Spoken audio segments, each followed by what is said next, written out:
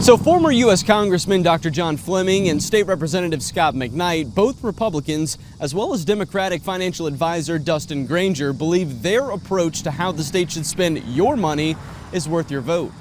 We've been, as a state, been putting all of our eggs in one basket. Democrat Dustin Granger says it's time Louisiana should look away from oil and gas and instead embrace clean energy.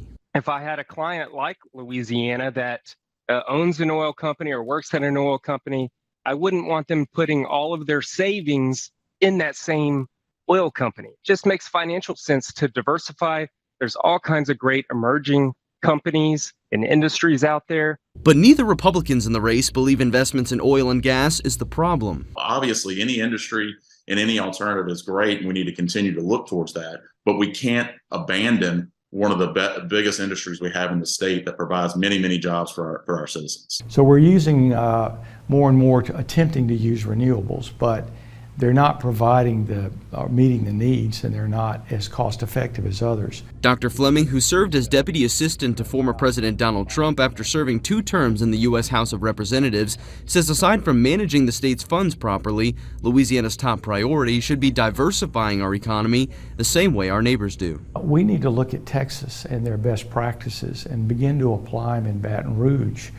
So we don't need to be fully dependent on oil and gas any longer. McKnight, who was elected to the State House of Representatives in 2019, says it's important to work with the legislature to pay the state's obligations. Currently, we're investing in a lot of programs and a lot of investments outside of Louisiana. And I would look to try and put a lot of those dollars back inside the state. And if there wasn't already a big enough difference when it comes to how parties want to invest in energy, both take drastically different positions on how the state should treat banks who want to invest based off of social issues instead of financial reasons. And right now we have some costly bans on banks that are costing our communities millions of dollars and getting bonds taken care of to fund their communities. It's not a simple question. And it's not a simple answer, but it's something that the treasurer is going to have to continue to look at. I'm going to be very vigilant about making sure investment is made properly and for the purposes that it's designed for, and not for any sort of political or social purpose. Now, both parties also disagree when it comes to eliminating the state income tax. As you might have guessed, Democrats would like to see it remain in place, while Republicans want to see it done away with.